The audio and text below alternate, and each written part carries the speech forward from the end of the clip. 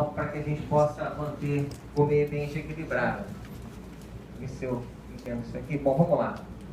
Eu preferi, gente, falar de alguns assuntos e tentar trazer na prática o que você, cidadão, você morador, você que passa por Niterói, pode perceber da importância desse debate do plano diretor.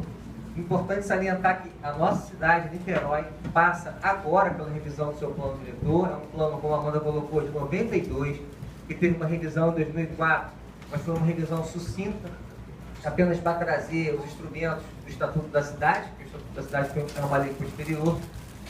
E agora, finalmente, o município encarou esse desafio. Eu pude participar enquanto secretário de Meio Ambiente da época do diagnóstico, porque eu fui secretário de 2013 a 2015, presidente do Conselho, e como vereador, porque fui vereador no mandato de 2013 até 2016. Fui o vereador que criou a Frente Parlamentar Ambientalista, que acompanhou essa discussão do diagnóstico.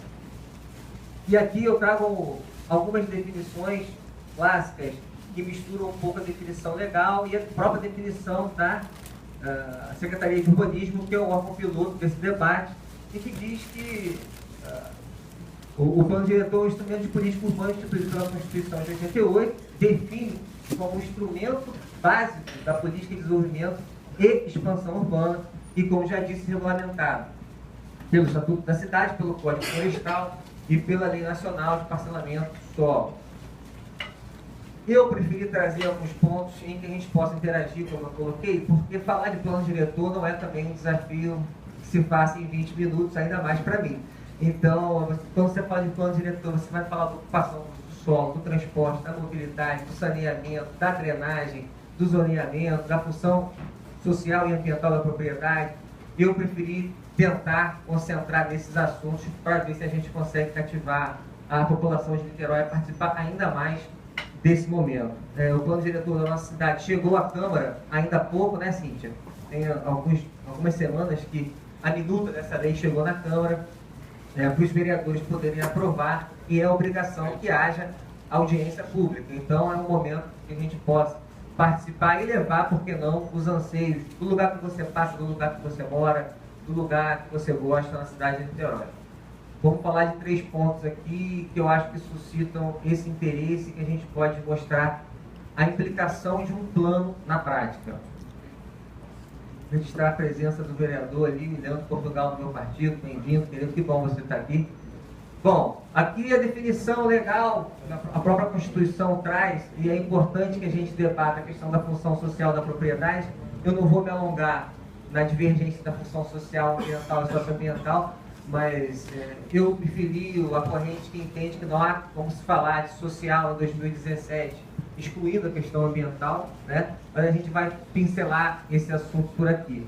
E é importante que a gente também entenda o conceito da Constituição de 88, uma Constituição que nasce depois de um momento de exceção, de uma ditadura militar, e você vê arraigado em alguns momentos uma primeira tentativa de se tirar aquele direito, aquele conceito absoluto da propriedade. A propriedade é minha.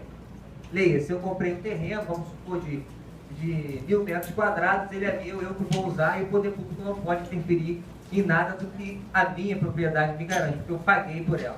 E a Constituição traz seu primeiro conceito de função social dentro das garantias fundamentais, tentando defender a propriedade. E você vê, a partir do artigo 170, que o capítulo que trata dos princípios gerais da atividade econômica tutela a função da propriedade. Propriedade num viés ainda muito econômico, mas ele garante que a função social faz parte também desse direito de propriedade, porque é seu, mas que sim existe e vai começar a existir a partir daí, de forma muito mais clara no ordenamento, a limitação da sua propriedade. Você que é dono tem que entender que a propriedade precisa cumprir uma função ecológica, ambiental e uma função para a sociedade como um todo. E a defesa do meio ambiente também aparece no artigo 170 e depois ele se finca como um corolário para o resto do ordenamento jurídico no artigo 225. E na política urbana, no capítulo da Constituição de Política Urbana, o artigo 72, ele define que o plano diretor é o órgão, enfim, dos 5.500 municípios do nosso país. O plano diretor ele é de competência do município, e o município é quem tem que desenhar, construir com a citada participação social colocada aqui pelas palestrantes anteriores. E da função ambiental, resolvi tirar aqui uma definição da Maria Sena, que ela diz que é um conjunto de atividades que visam garantir a todos o direito constitucional de desfrutar do meio ambiente equilibrado e sustentável. Nosso artigo 225 da Constituição fala sobre isso, na busca da sadia e satisfatória qualidade de vida para presente e futuras gerações. Então, notem que eu estou falando aqui de uma função ambiental da propriedade urbana. Eu não vou entrar também na discussão de função social de propriedade rural. A gente vive numa cidade eminentemente urbana. E aqui eu passo para a questão do zoneamento. A função social é um instrumento do Estatuto da Cidade. Então, a função social é aquela leitura que a gente tem que ter de que a sua propriedade precisa cumprir uma função para a coletividade. O zoneamento, que não é uma unidade de conservação, é um instrumento que define como deve ser ocupado cada região da cidade. E você tem duas possibilidades de pautar a separação da sua cidade, a divisão da cidade, em dois instrumentos importantes. Há municípios que têm a opção de fazer um plano diretor mais objetivo, que a gente chama de um plano diretor auto-aplicável. Esse plano diretor ele pode descer a minúcias, por exemplo, do seu quarteirão.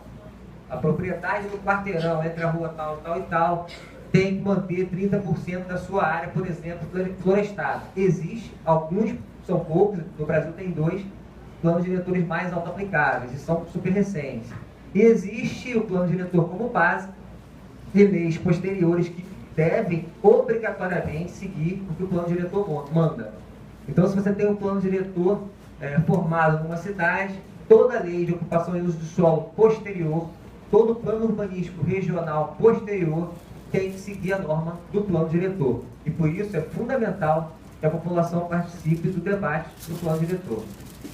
O zoneamento, botei uma definição aqui simples também do Paulo Bessa e coloquei um mapa de internet, tá? Ele não é um mapa de nenhum plano diretor daqui do nosso estado, mas para que vocês possam entender essas cores, por exemplo, você vê que o principal eixo viário de uma cidade, eu não sei de onde é, eu tirei aqui da internet, e você vê que aqui do lado, toda essa concentração mais vermelha, isso aqui é para dar um exemplo para vocês, significa o intuito dessa legislação de trazer próximo do eixo viário um maior coeficiente de moradia, permitindo que as pessoas possam viver perto do ponto de ônibus, perto das rotas cicloviárias, e que você consiga dar dinamismo a uma cidade. Isso é para que vocês possam entender que o zoneamento é parcelar o território da cidade e dar potencialidades para cada uma delas. Aonde você tem que morar, aonde você não deve morar, porque você está, via de regra, a mais de 800 metros de um eixo viário, então você vai ter que ter mais uma condução. E se você consolida moradias grandes, longe do eixo viário, você acaba prejudicando a qualidade de vida dessas pessoas. Uma obra para levar a drenagem até esse condomínio, por exemplo, ou esse prédio, é caro. Para você trazer o saneamento de um condomínio longe do eixo, é caro. E aí você começa a debater um melhor cenário possível dentre opiniões diferentes que existem na doutrina urbanística e ecológica. E aqui, entrando no conceito citado pelo André, dos espaços territoriais especialmente protegidos, eu vou passar rapidamente por isso, porque, como foi colocado aqui, existe alguma divergência nesse entendimento, mas Niterói tem uma lei municipal, que é o Código Ambiental da cidade, é uma lei de 2008, 2602/2008, e ela elenca os espaços territoriais especialmente protegidos da cidade de Niterói, e o plano diretor, na minha opinião, deve seguir o que essa lei municipal traz. Ela vem 16 anos depois do plano diretor e ela segue as diretrizes do plano diretor de 92. E agora a gente está revisando o plano diretor e é importante que a gente consiga entender as potencialidades e que a gente consiga aplicar legislações e que na prática a gente possa ver essa aplicação. Hoje a gente vive um cenário no Brasil de muita lei, mas muita lei em desuso, né? leis que não colam, leis que não funcionam, leis que o cidadão não conhece e que o poder público não consegue fiscalizar e coordenar. E aqui, rapidamente, são as APPs, as áreas de preservação permanente, alguns zoneamentos se misturam aqui também, as próprias unidades de conservação, áreas de riscos naturais, áreas verdes e parques urbanos que não são unidades de conservação, como, por exemplo, o Horto do Fonseca, o Campo de São Bento, são parques urbanos, não são unidades de conservação, mas estão inseridos numa categoria de espaço protegido, né? E aqui eu entro numa das grandes dificuldades do Brasil, que é fazer gestão de áreas de preservação permanente, saber instalar áreas de preservação permanente, saber como ocupá-las ou não ocupá-las. É um desafio muito grande, também pautado em algo que já foi falado aqui, que é uma discussão de preservação, de conservadorismo e, ecológico, obviamente falando, e uma questão de um meio ambiente social, de um debate do direito ambiental na questão social, leis também nas moradias, né? Aqui eu cito a Lei 12.651, que é conhecida como o novo Código Florestal. Como é que está o tempo aí? 12. Parou aqui, 12. Bom, aqui a gente traz o que a lei nacional, é um código que se aplica ao Brasil todo, elenca como deveria ser o rol das áreas de preservação permanente.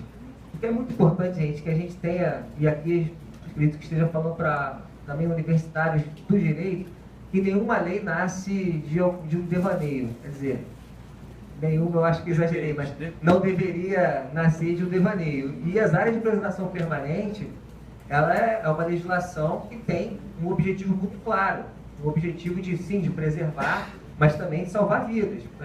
E vocês vão entender do que eu estou falando daqui para frente.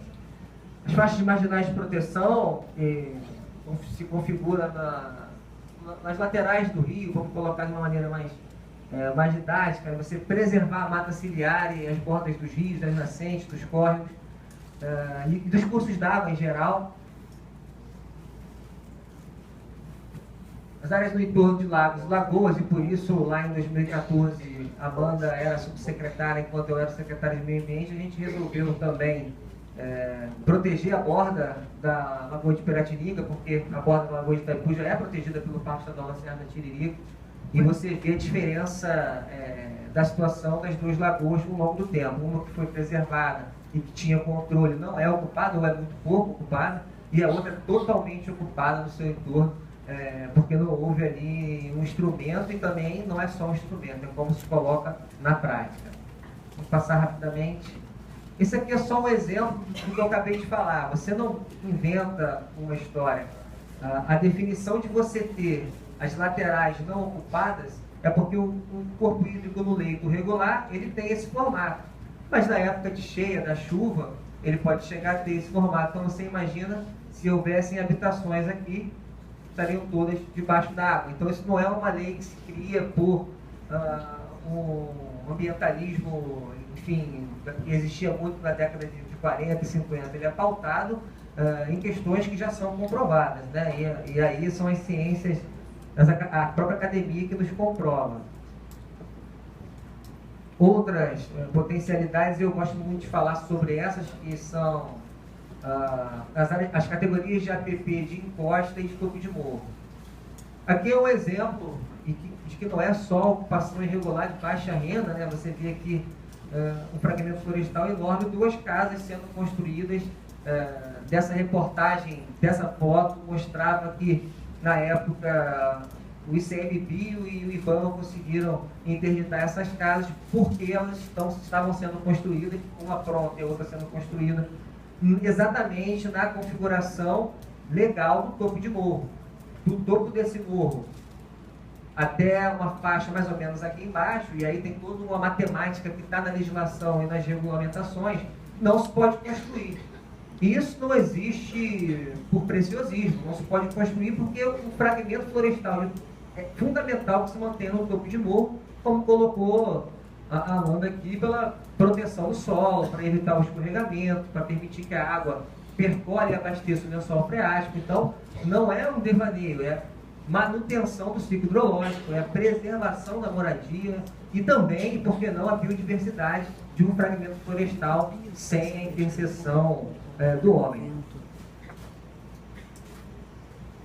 Aqui um outro exemplo de um APP preservado, um topo de morro florestado, e você vê que a partir daqui de baixo tem uma limitação, e aqui se começou a dar uso na borda desse morro, não permitindo que se construa na área de declividade, que é uma das APPs, 45 graus, e no topo de morro, que é uma outra categoria de área de preservação permanente. Aqui eu lanço uma provocação. No debate do plano diretor daqui da nossa cidade, enquanto vereador no ano passado, eu fiz a proposta de que a gente possa delimitar a faixa marginal de proteção dos principais rios do município, e começou a haver uma divergência sobre a competência. Se quem deveria definir faixa marginal de proteção não seria o Estado, e por que não também o órgão federal, é um debate que existe.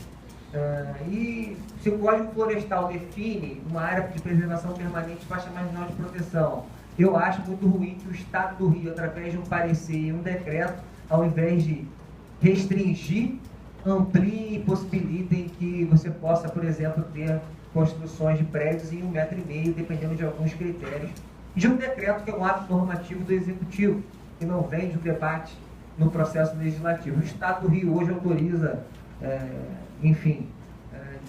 algumas ocupações e até 1,5 metro, eu sei porque fui secretário de Meio Ambiente e fui responsável por judicializar algumas ações nesse sentido. É um debate saudável, não acho que há certo ou errado, existe caso a caso, mas isso não pode ser por uma oportunidade de conveniência de um órgão optar se aquele rio um dia vai ser renaturalizado ou não.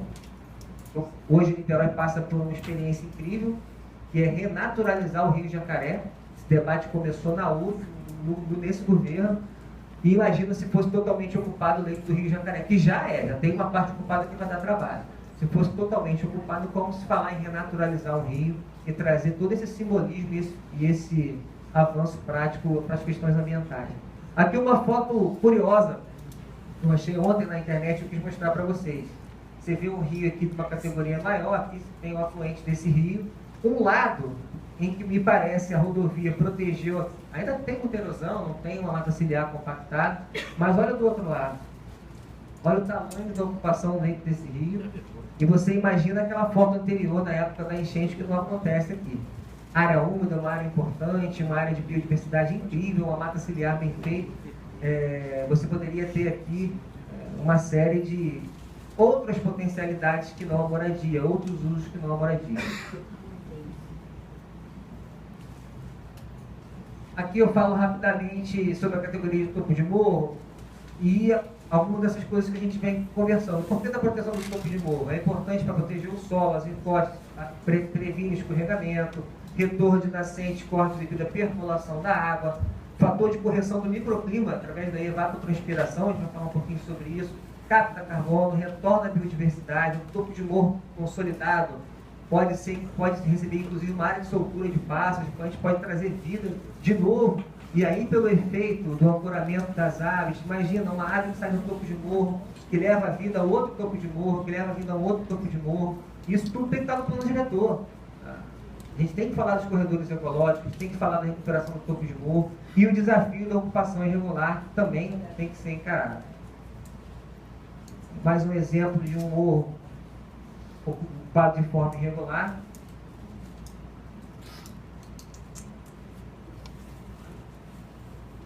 E aqui, rapidamente, um bate-bola sobre interações práticas do plano diretor e o que a gente vê no dia a dia, né? Volto a dizer, é importante que o plano diretor eleja as bases de uma cidade, da trama urbana de uma cidade, mas muito mais importante é que a população cumpra, que o poder público saiba coordenar, controlar e manter. Hoje, a minha bicicleta está com um probleminha, eu vim para cá de ônibus. E você tem a definição da Roberto Silveira, por exemplo, uma faixa seletiva, que é definida também por uma legislação, uma portaria, na verdade, um ato normativo. A faixa seletiva, ela existe para que o ônibus chegue mais rápido, porque você que opta por deixar seu carro em casa, possa chegar mais rápido no coletivo. E é impressionante a quantidade de carros que transitam no horário de noite na faixa seletiva. Então, nem tudo é o poder público que vai fazer, é a nossa consciência e é o dia a dia, né? A ciclovia, graças a Deus, lotada, funcionando, e o transporte individual ocupando a faixa seletiva. Então não adianta o plano dizer se a população não cumpre, se o poder público não tem capacidade de punir, né? Aqui, a interação da arborização urbana, eu quero falar rapidamente, deve estar acabando já, sobre a arborização urbana, mas também defender a arborização na propriedade particular. Bom, meu tempo acabou, eu vou rapidamente passar aqui. Quero um desconto, porque eu não sei para onde que eu aponto isso aqui. Descobri. E aí os fatores de ilha de calor e a interação entre a prática e o plano. Radiação solar retida entre superfície e a camada da poluição que aquece o ar. Ilha de calor nada mais é do que muito asfalto, muita poluição de cano de descarga. Os raios solares batem nessa manta, nessa enorme camada de asfalto, volta e fica retida na poluição. E como é que a gente faz para interagir no plano diretor e melhorar o microclima das nossas regiões? Qual é a ação? A prevenção através do plano diretor, do fomento do transporte coletivo, da bicicleta, entre outros modais, e um prazo para a construção de um plano de mobilidade que Niterói está tirando do papel. Cobertura asfáltica do solo e os materiais de construção dos edifícios armazenam muito mais calor do que as florestas, gramas e terra, mantendo a temperatura mais alta e afetando diretamente na drenagem. A água, ela, quando bate no chão, ela acha um caminho. Se for floresta, se tiver terra, se tiver areia, ela percola. Se for asfalto, a gente vai ter que ter drenagem mecânica, industrial, né? E aí começa uma série de problemas que são as conhecidas enchentes na nossa cidade, que também tem bastante. Como combater? O plano diretor que introduz na diretriz permeabilidade do solo, projetos de drenagem ecológico, fomenta a plantio e manutenção da arborização das ruas e dentro da propriedade particular. A gente não falou aqui sobre o zoneamento, sobre o poder limitar a propriedade. Então, aquele exemplo, você que tem um terreno de 1.000 metros quadrados, o poder público pode dizer que você não deve construir a metade desse terreno. E isso não é uma invasão de patrimônio. Isso é uma limitação de propriedade com base legal e que o plano diretor pode fazer, ou o plano urbanístico, que vem depois do plano diretor. E isso a gente precisa compreender. Isso acontece, tem que acontecer, e eu sou defensor que a gente defenda em algumas regiões dessa cidade 30, 40, 10, 20, vamos debater, por cento de área florestada em quem tem um lote grande desse jeito. Terminando, gente, rapidinho aqui, escassez de vegetação e a impermeabilidade do solo, tem a ver com o que a gente acabou de falar. Velocidade das correntes de ar é fato positivo e dificulta a formação da ilha de calor, ou seja, a morfologia de uma cidade, o tamanho dos prédios, a largura dos prédios, aonde tem que ter prédio, onde não tem que ter prédio. Para além de melhorar o clima, se você consegue fazer esse ar circular, você ainda tem uma sensação muito mais interessante do que diz respeito ao ruído, à poluição sonora. Edifícios que possuem valores de alta capacidade térmica, assim, falando da mesma coisa da questão da ilha de calor. O efeito clássico da ilha de calor é a diminuição da umidade do ar, é importante que se tenha vegetação também por isso. Bom, enfim, quis trazer rapidamente, desculpe se eu me alonguei, mas o recado final que eu quero dar é a importância da participação popular na discussão do plano diretor, para que a gente possa ser realmente o regulador e quem cobra para que essas ações efetivas estejam nessa lei. Porque seria muito fácil desenhar um plano diretor num terreno vazio, uma cidade que começasse realmente do zero. Mas o nosso desafio é fazer um plano diretor para uma cidade que já está aí consolidada e que a gente possa aos poucos, através desse instrumento e de outros, transformá-la. Muito obrigado. Bom evento.